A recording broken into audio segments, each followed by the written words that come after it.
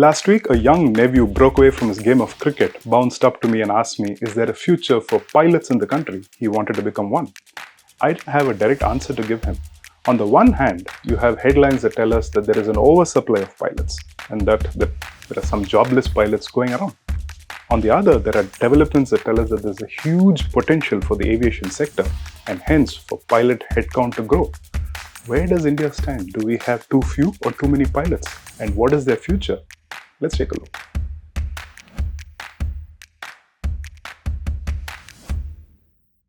Let's start with some somber news. The then chief of the DGCA, or the Directorate General of Civil Aviation, told the Hindu in February that there is an oversupply of pilots. In fact, his assertion was that 1 in every 3 trained pilots was without a job. He said there are nearly 9,000 pilots currently employed with Indian carriers. Add to those pilots manning chartered aircraft of private players as well as of state governments. Then a couple of thousands have gone to foreign airlines. He says if you add all of these numbers, you will have 13,000 pilots in total. But there are still close to 5,000 or 6,000 pilots who are out there in the market looking for a job. Guess what happens if you're a trained pilot with a license but don't clock in flying hours for a certain period? You may hold a car driving license, for example, and go 10-15 years without touching the steering wheel of a car. But if you're a trained pilot and don't fly for 3 consecutive years, your license expires. And how much does it cost to renew it? 16.5 lakh rupees. In the February interview, the then DGCA acknowledged, though, that there is some shortage of pilots for smaller aircraft like the Q400s or the ATRs. But for wide-bodied planes such as the Airbus A320 series or Boeing's B777s, there was no dearth of flying talent. But the industry is not as optimistic about the situation on the ground or in the air, so to say.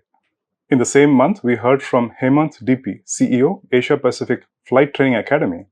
He said, when an airline is forced to cancel 30 flights per day due to pilot shortage, it can incur a loss of rupees 3 crore per day or approximately rupees 1,000 crore a year. He was referring to cancellations that were happening or rampant in the industry at that point in time. He said, citing a particular airline, saying if it had 1,500 flights and it cut 30, it means 2%. And that's the same 2% reflected in loss of revenue from operations. Not only that, at the same time, the airline has to make sure it pays all the other staff, such as support crew to stay at home or in hotels, then the engineering staff, and so on and so forth.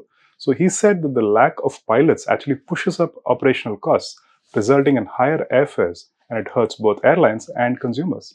Now, let's look at some good news that also came out in the media.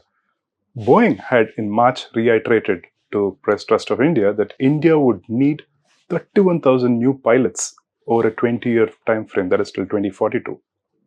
Boeing's estimate that were released in 2022 for the South Asian region, and this is evident from the chart that you see on your screens now, are that 37,000 new pilots, 38,000 new technicians, and 45,000 new cabin crew would be needed over a 20-year period.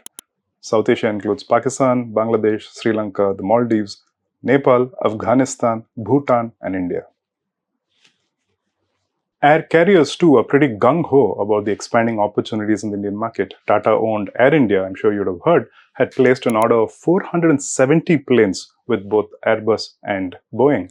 Likewise, Indigo, the other big player in the aviation market in India, had placed an order for 500 planes, which seems to be the largest order ever on record for an Indian entity, and this order was placed with Airbus. But it certainly looks like aspirants for pilot licenses seem to be getting more influenced by the positive news coming out from the industry than by the negative ones. India issued 1,135 pilot licenses in 2022.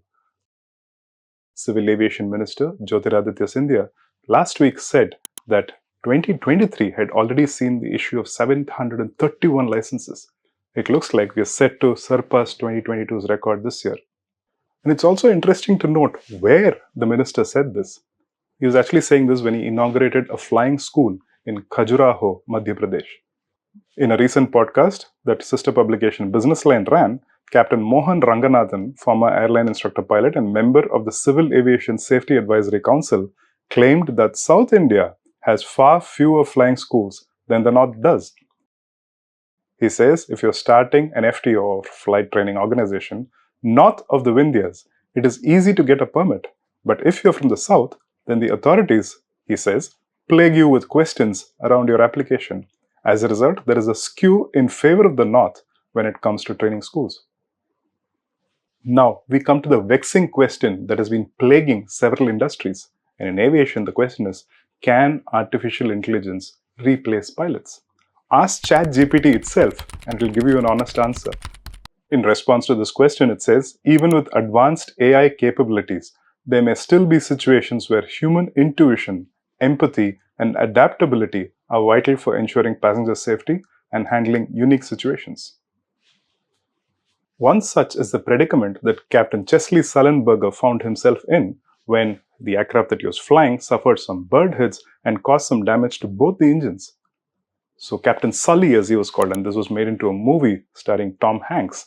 So Captain Sully took a judgment call that the engines did not have enough power to get him to the nearest airport. So he decided on an emergency landing on the River Hudson in New York City. Fortunately, all passengers and crew survived, some with only minor injuries.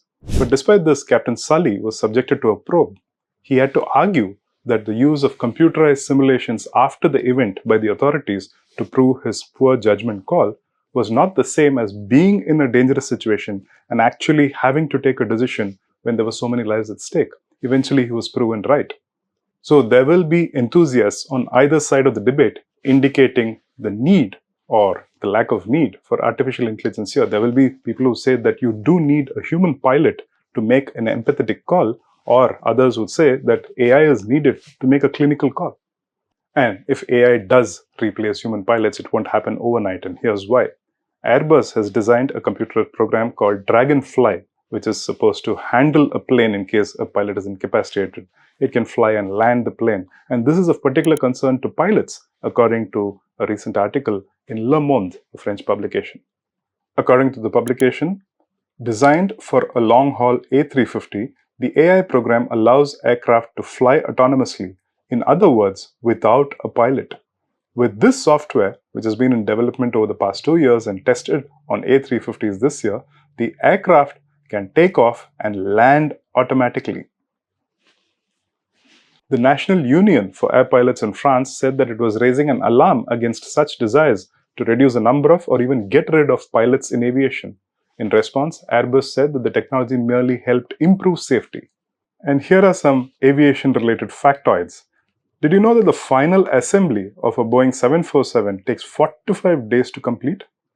According to simpleflying.com, a Boeing 747-8 aircraft comprises more than 6 million individual parts when completed.